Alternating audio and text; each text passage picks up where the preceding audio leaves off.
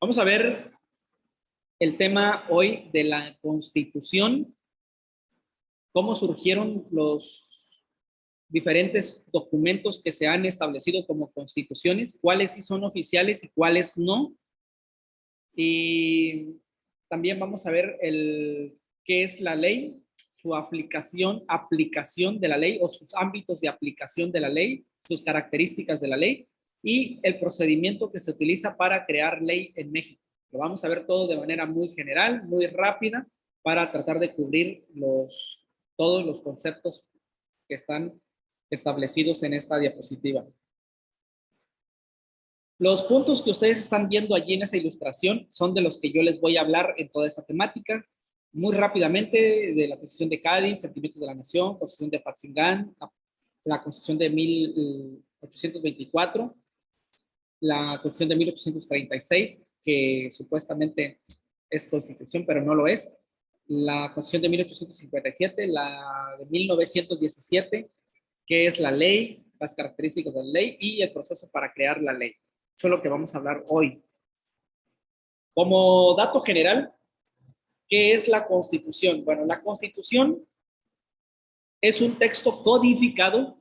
La palabra codificado significa que está escrito, que está visible, que tú lo puedes ver letra por letra, a eso se refiere codificado, porque hay constituciones que no son codificadas, y cuando dice codificada también se refiere a que todos los artículos o casi todos los artículos están comprendidos en un solo documento.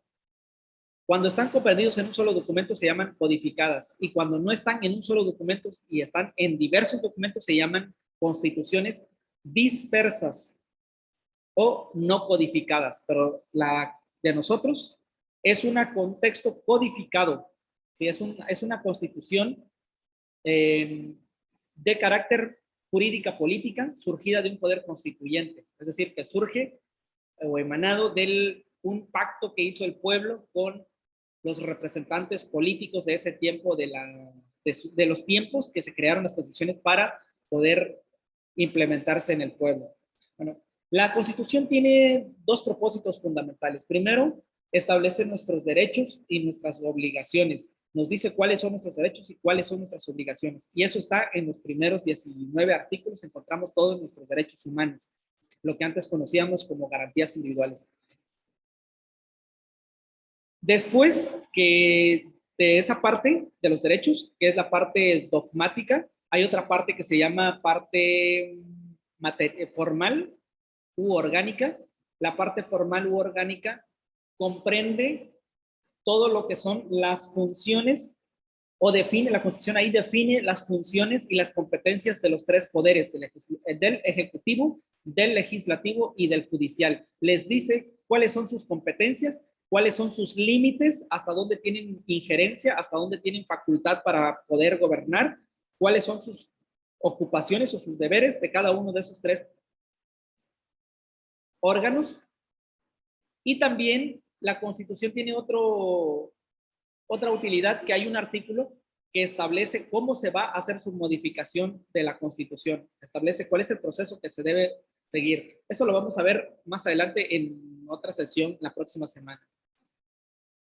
La primera Constitución que tuvimos oficialmente es la de 1824, pero antes de la de 1824 existió aquí en México, lo vimos la vez pasada, el documento de Consejo de Indias, perdón, la ley de Indias o leyes de las Indias. Pero ese no entró en vigor. Sabemos que por la corrupción que había en la Nueva España no entró en vigor. Por eso los criollos en 1808, cuando empezaron a conspirar para la independencia de México, estaban solicitando la creación de una nueva ley, de una nueva constitución creada por los mismos nativos aquí en la Nueva España. Pero no se hizo. Y en 1812, cuando ya llevaban 2 años de revolución o de guerra de la independencia, se creó en Cádiz, España, la Constitución de España porque el rey Fernando VII estaba preso por los franceses. Entonces se reunieron en Cádiz, fueron también de aquí criollos muy importantes a dar su punto de vista, a trabajar para la creación de la Constitución. Y esa Constitución de Cádiz de 1812 iba a entrar a gobernar en todas las colonias españolas, tanto aquí en América como en África y como en Asia, donde tenía colonias. Pero los nativos o los peninsulares de aquí, mejor dicho, los peninsulares, los españoles blancos, los que venían de España, los que nacieron en España, no los criollos, no querían la Constitución de Cádiz aquí en México porque esa le quitaba todos sus derechos a los peninsulares, o sus, más que derechos, los privilegios de los cuales gozaban, porque la Constitución de Cádiz establecía que todos los individuos, todos eran iguales ante la ley, todos, y eso incluía a los negros, a los esclavos, a los indígenas, a los mestizos y a los criollos, lo cual no le convenía a los españoles o a los peninsulares, mejor dicho. Entonces no entró en vigor, y en 1814 se creó también la Constitución de los Sentimientos de la Nación, un documento de José María Morelos y Pavón, 1812, por ahí aproximadamente, que 1812, en Sentimientos de la Nación, José María Morelos y Pavón establece que quiere ya una independencia de México libre de España, una América libre, cuando que se respetaran tres principios: la libertad, la igualdad y la soberanía de la nación. Entonces, con Morelos es cuando ya se habla de una verdadera independencia, pero eso lo vamos a ver en otra clase.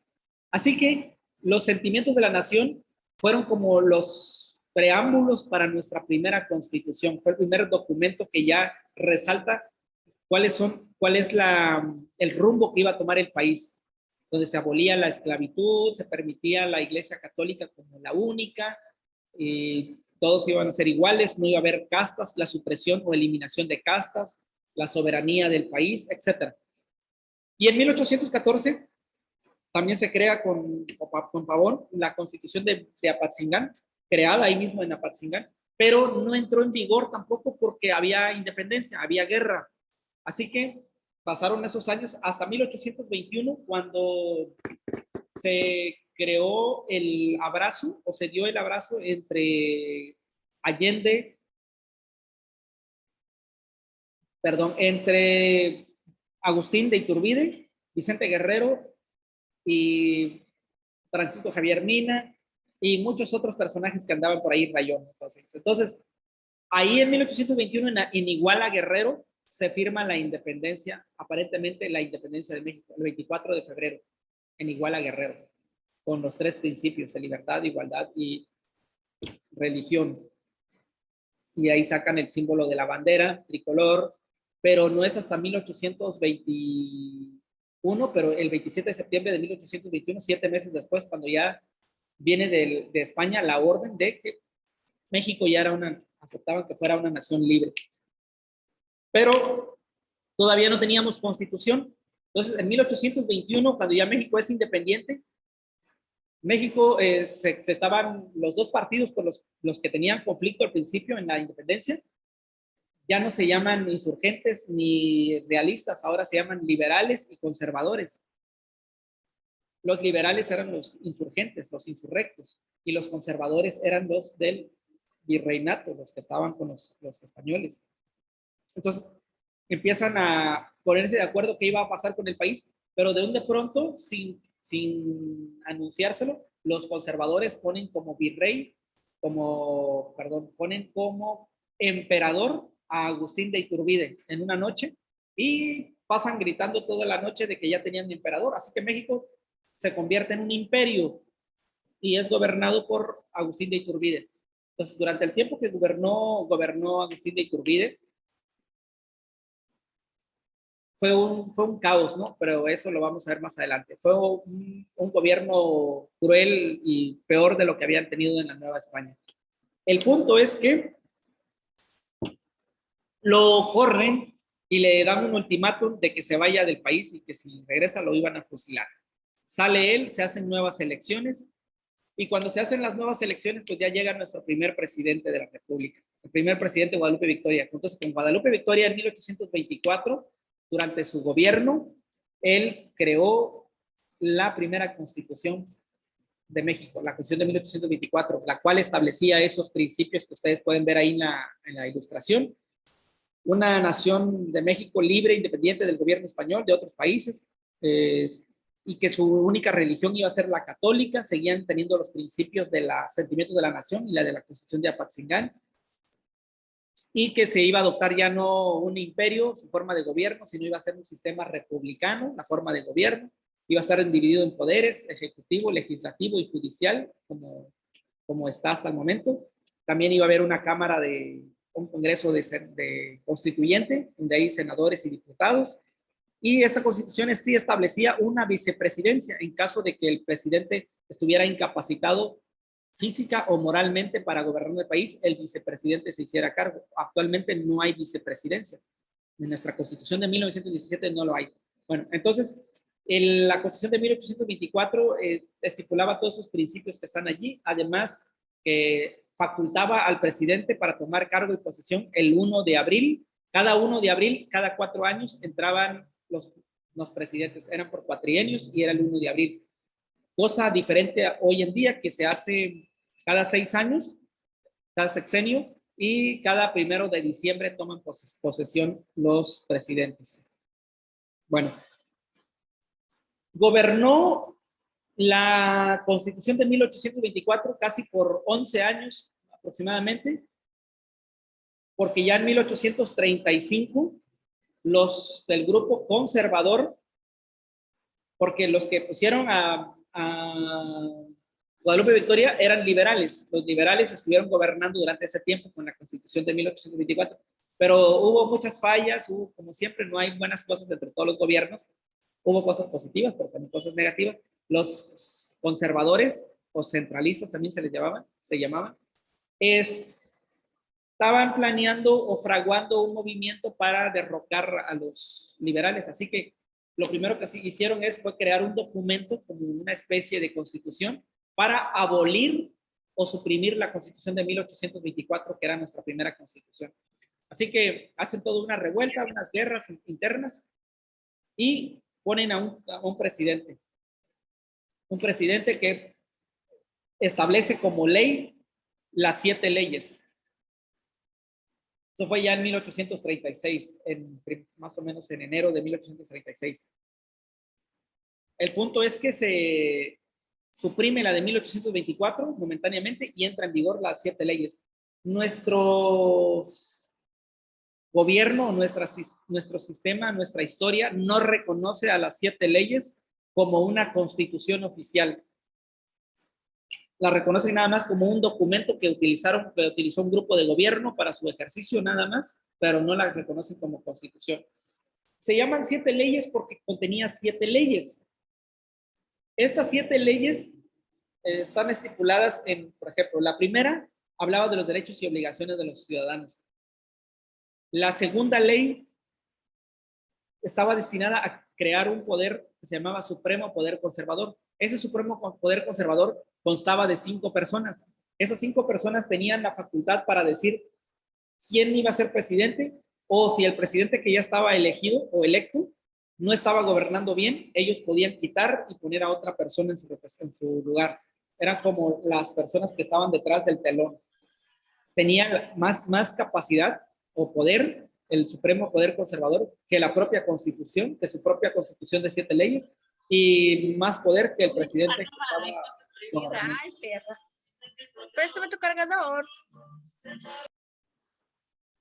La segunda ley era del Supremo Poder Conservador. La tercera ley, cuarta, quinta, estaban dirigidos para organizar los poderes de la nación, es decir, cuáles eran sus facultades de cada uno de los estados de la República Mexicana y cuáles eran sus funciones o atribuciones que iban a resolver.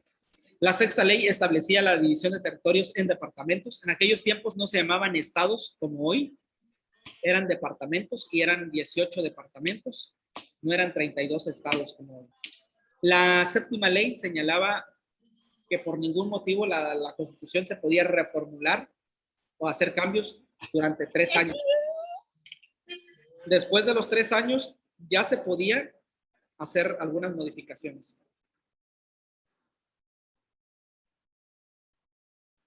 La Constitución de 1857 es el producto, el resultado de también unas guerras internas que hubo como la Revolución de Ayutla y la Guerra de Reformas. No voy a profundizar en eso, pero bueno, la Constitución de 1857 retoma algunos principios de la Constitución de 1824. Estuvo integrada por 8 títulos, 120 artículos, que lo mismo, ¿no? Garantizaba los derechos de los seres humanos, sus deberes, sus obligaciones, dividía a los 3 poderes, los facultaba qué iban a realizar y qué no iban a realizar, cuáles eran sus competencias, definía la función del Congreso, de la Suprema Corte de Justicia de la Nación, etcétera, etcétera. Y un punto interesante que no tenía la Constitución de 1824 es que en esta Constitución se delimitaba la separación del Estado y la Iglesia, es decir, que la Iglesia Católica ya no tuviera nada que ver con el Estado, porque en la de 1824 sí, la Iglesia Católica tenía mucha injerencia y mucho poder y participación en el Estado. Ahora aquí ya no, la función de la Iglesia a lo suyo y la función del gobierno dedicarse a gobernar el país. Se hace esa separación de Estado. Otros artículos que son interesantes en la Constitución de 1857 es que se suprime se abolió el fuero para eclesiásticos, o sea, para religiosos, católicos, sacerdotes, obispos, arzobispos, etcétera, y para los militares, es decir, que ya no iban a gozar de fuero o protección. Fuero o protección significaba que cuando ellos cometían un delito contra un ciudadano, contra una persona, contra un feligrés, en el caso de un sacerdote, o un soldado asesinaba a una persona o violaba a alguna persona, en aquellos tiempos no podían ser juzgados por el Tribunal de Justicia como donde van todas las personas o a los que llevan a la mayoría de las personas, sino que ellos eran juzgados por sus propios tribunales, el tribunal de los militares y por el tribunal de los eclesiásticos. Y lo único que lo hacían pues, era cambiar de parroquia o cambiar de lugar a la persona que había cometido algún delito. Entonces, para no haber esa corrupción, en esta Constitución se suprime eso, ¿no? Que todos iban a ser justiciados o juzgados en el Supremo, en la Suprema Corte de Justicia de la Nación, en sus diferentes instancias, como todos los demás mexicanos. Bueno, pero la Constitución de 1857 no recogía todas las demandas del pueblo, así que pasó todo lo que es la fase del periodo de gobierno de Porfirio Díaz. Estamos hablando de la dictadura de Díaz, 30 años, más de 30 años. Después de esos 30 años de hartazgo del país, nuevamente la gente se levanta en armas exigiendo sus derechos. Así que en 1917, antes, 2 años antes de, o 3 años antes de terminar la Revolución Mexicana, don Venustiano Carranza, el Congreso Constituyente y los líderes del pueblo se reúnen para pactar, para llegar a un consenso sobre modificar la Constitución de 1857 y crear una nueva Constitución, o reformularla o replantearla. Y ahí recogieron todas las demandas del pueblo, todas las exigencias y se adecuaron y se incluyeron bastantes derechos sociales que no estaban contemplados en ninguna de las constituciones pasadas, como por ejemplo el artículo 3 de la Constitución que daba derecho a la educación a todos, a educación gratuita, obligatoria y laica, o sea, sin temas religiosos, a todos los mexicanos o a todos los que fueran naturalizados. Esto era un avance para la sociedad porque era un privilegio de cuales solo gozaban antes ciertos españoles, pero ahora ya todos podían entrar a la educación. Eso era en el artículo 3, por ejemplo. Se replanteó también el artículo 27, que es la reforma agraria, la repartición de las tierras, devolverle la tierra a los campesinos que le habían quitado en la época de Porfirio Díaz. También se habló sobre la reformulación del trabajo, así que se quedó el artículo 123, en donde se suprimían las 14 o 16 horas que trabajaban los seres humanos en aquel tiempo, se bajó a 8 horas, con un día de descanso, con derecho a huelga, con 12 de primas vacacionales, con derecho a prestaciones de ley, a protección de seguros, de salud, etcétera, etcétera.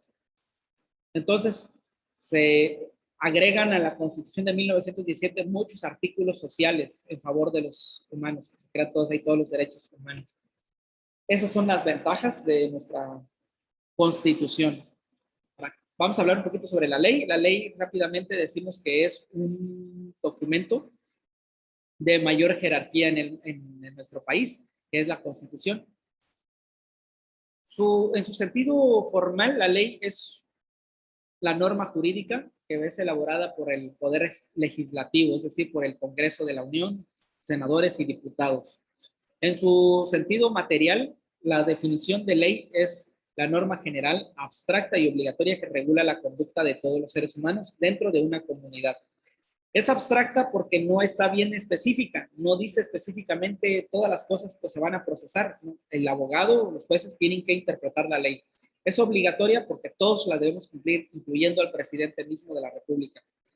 Su función de la ley es que todos debemos observarla, o sea, todos debemos cumplirla, y que es una ley, una disposición obligatoria, y es dictada y promulgada y sancionada por una autoridad pública que es competente, se supone que tiene la facultad y la competencia para poder aplicarla, y el fin de esta ley es encauzar nuestro comportamiento hacia el bien. Los conceptos de generalidad, se dice que es una ley general para todas las personas. No hace distinción de credo, sexo político, no hace distinción de credo político, de sexo, de raza o de etnia, de condición social, de condición física de la persona, color de piel, de ninguna clase. La ley aplica para todos. En ese sentido es general. Hay algunos casos donde la ley se vuelve particular. Ahorita lo vamos a ver. Es abstracta e impersonal. Decíamos que es abstracta porque no viene tan delimitada, ¿sí? Es muy compleja, se tiene que interpretar. Y es impersonal porque la ley no es personal, no aplica solo a una persona, sino que aplica para todos. Por eso se dice que es impersonal. Tiene el carácter de obligatoriedad porque todos tenemos que cumplirla. Establece nuestras obligaciones y nuestros deberes. También nos otorga derechos, pero también nos exige cumplimiento de la ley, algunos deberes. La ley no tiene un carácter, la ley tiene un carácter de permanencia. Eso significa que la ley o todas normas jurídicas que se establecen o se efectúan o se proclaman o se dictan o se promulgan, no tienen una fecha de vencimiento.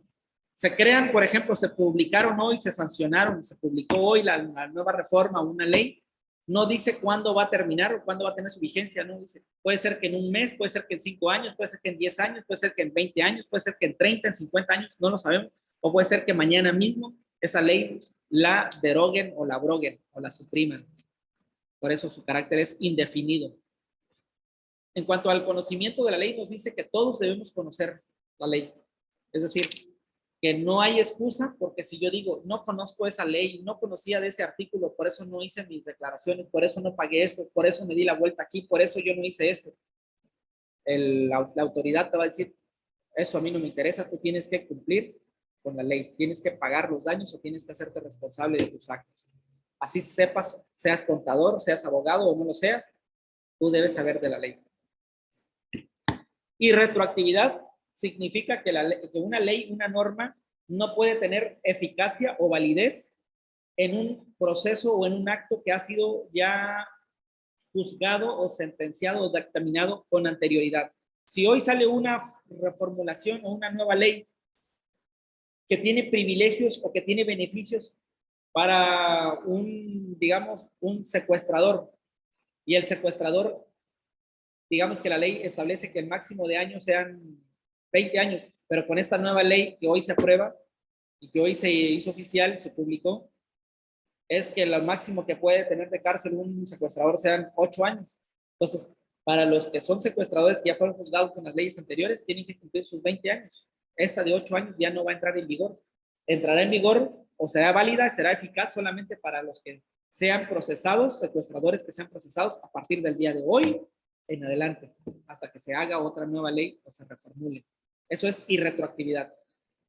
O puede ser que la ley pueda tener más perjuicios. Ya no sean 20 años con la que fue juzgado, sino que ahora van a ser 40 años.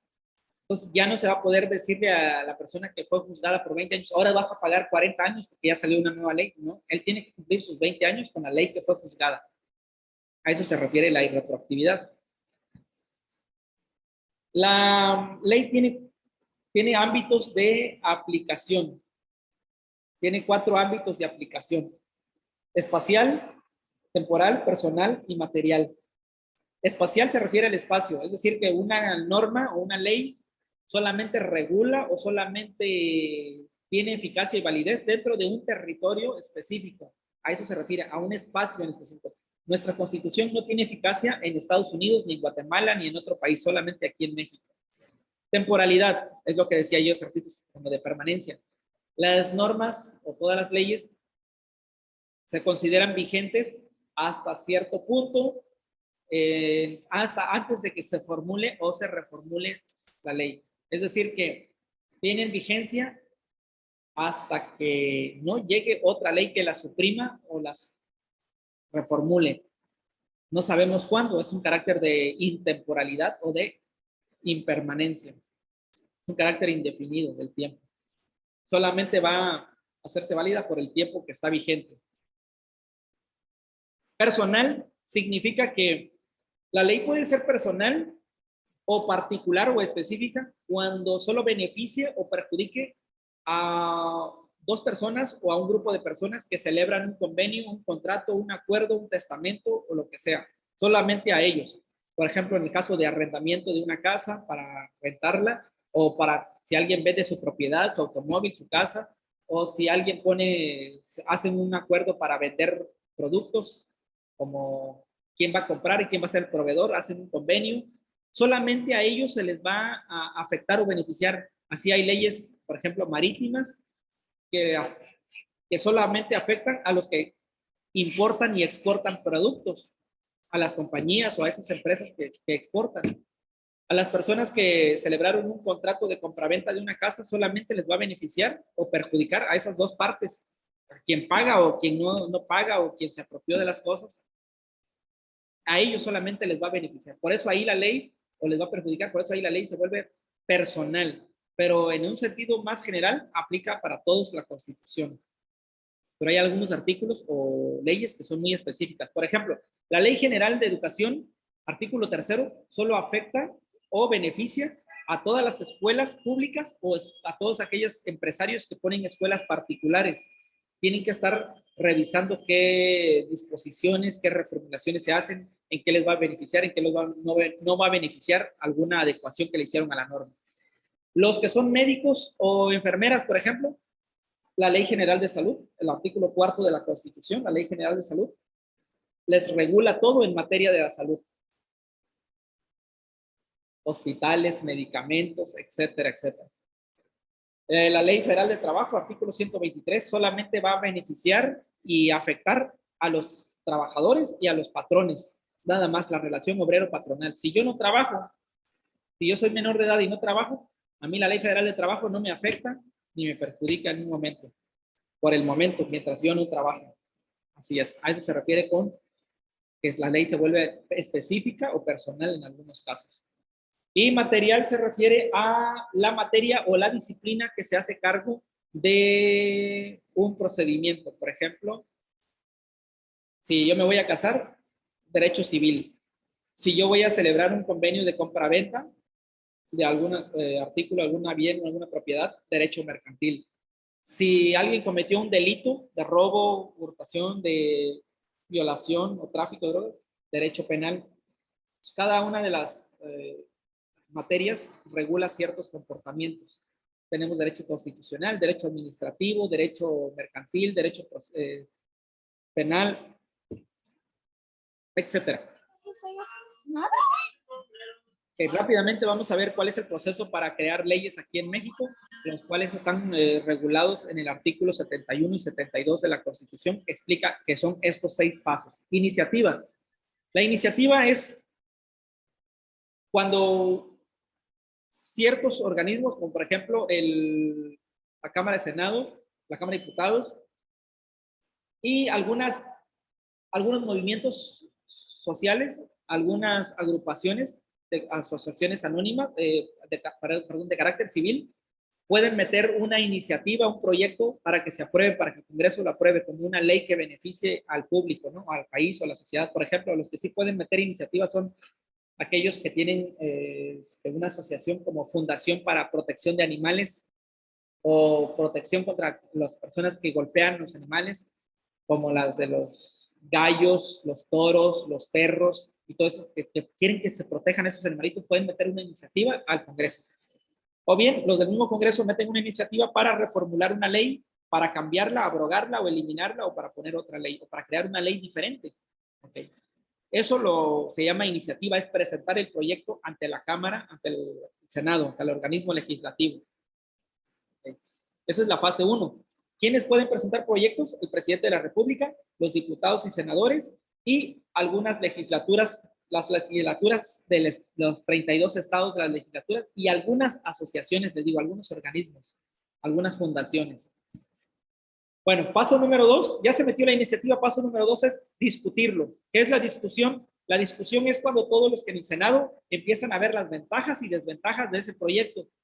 Tiene ventajas, es importante, es útil, en qué nos va a beneficiar, en qué nos va a perjudicar, bla, bla, bla, bla. Ya lo discutieron. Paso número 3 es la aprobación. ¿Qué significa aprobarlo? Después de haber discutido si hay ventajas y hay desventajas, ¿quiénes están a favor o en contra? Ahora sí, va por, se dice por votación nominal. Nominal significa por nombre. Ok, los que estén a favor, levanten la mano, y los que estén en contra, también levantan la mano, pero todos a su debido tiempo, ¿no? Entonces, ahí es donde la aprueban. Si ese proyecto de ley, si era para reformar una ley, o era crear una nueva ley, o para suprimir una ley, ahí es donde aprueban. Es decir, votan a favor o votan en contra, levantando la mano nombre por nombre, persona por persona. Y cuando hay mayoría de votos, entonces, si hay mayoría de votos, la siguiente fase se le denomina sanción. La sanción es la aceptación del proyecto, de la iniciativa que se presentó al principio por parte del presidente, por parte del Ejecutivo. Pero el Ejecutivo puede rechazar el proyecto de ley, ¿sí? Lo puede rechazar parcialmente o lo puede rechazar totalmente, pero tiene para hacer algunas observaciones, es decir, qué se puede modificar y qué no se puede modificar. Eso es en la sanción, es cuando ya lo aprueba el Ejecutivo. La publicación, en la publicación, bueno, me faltó decirles algo más bien. Aquí en la sanción, el Ejecutivo tiene 10 días para revisar ese proyecto y hacer observaciones. Si en esos 10 días no hubo observaciones, significa que pasamos a la fase de publicación. Se publica. Las leyes, para que tengan eficacia y validez en el pueblo, en la sociedad, se deben hacer públicas, se deben publicar. La manera en que se publican aquí en México es en el Diario Oficial de la Federación. Es un periódico exclusivo que sale del Ejecutivo Federal, del presidente. Y ahí se publican todas las leyes que se están creando, las que se eliminaron o abrogaron, las que se derogaron y las que se hicieron algunos replanteamientos o reformulaciones. Tienen que publicarse en ese periódico. Y una vez que ya se publica, ya no, el presidente y todos los demás senados se excusan, o se lavan las manos, por decir sí. Ya no es responsabilidad de ellos, sino responsabilidad de sociedad enterarse y leer de que ya se publicó una nueva ley. Entonces yo tengo que saberlo. Ahora, hay excepciones, hay personas que no pueden saberlo porque no saben leer, porque no tienen vista, porque no tienen internet o televisión en su casa. Esas personas se les hace excepción. Si en dado caso no se enteraron de la ley y hay un acto contra ellos, se pueden amparar porque viven en condiciones alejadas o porque no tienen la tecnología o por algún otro impedimento. Pero las personas normales sí deben estar enteradas de que esa ley ya entró en vigor. Y el último paso, si ya se publicó, ahora viene la iniciación. La iniciación se refiere a cuando la ley ya entra con toda su fuerza de obligatoriedad y de cumplimiento. Pero aquí hay un concepto que se llama vacatio legis. La vacatio legis significa que la nueva ley tiene un periodo de receso, de vacaciones. En algunos países es diferente el tiempo.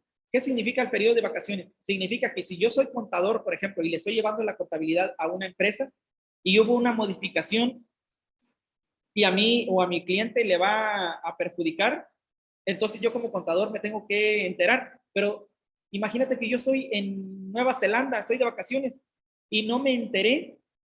Entonces, que se publicó hoy, yo tengo aquí en México 30 días, perdón, 60 días o 61 días, 3 meses, para que durante ese tiempo yo me ponga al corriente. Si en ese tiempo yo no me puse al tanto, entonces el Estado ya no me va a perdonar. Entonces, yo regreso de vacaciones y ya estoy 2 meses después de que se publicó la ley, puedo todavía estudiarla y hacer algunas adecuaciones. Todavía no me entra el rigor o no le cae el peso de la ley a mi cliente por si alguna negligencia de mi parte, porque tiene 3 meses todavía. Después de esos 3 meses, si yo ya no hice el procedimiento que debía hacer, mi cliente va a salir perjudicado y yo también voy a ser responsable con mi cliente. Entonces, pero yo tengo aquí en México 3 meses para que todavía, del día que se publique al día que va a entrar con vigor, hay 3 meses para estudiar la ley, ponerse de acuerdo, en fin. En otros países son, por ejemplo, en España son 20 días, en Brasil son 45 días y en El Salvador los abogados o los contadores tienen nada más 8 días para enterarse de los cambios en una ley. Hasta aquí se termina el tema de hoy. Fue muy rápido, les comenté, pero esta información ustedes la tienen en su plataforma. Así que si tienen algún comentario, alguna duda, la pueden expresar en el chat o me pueden abrir su micro.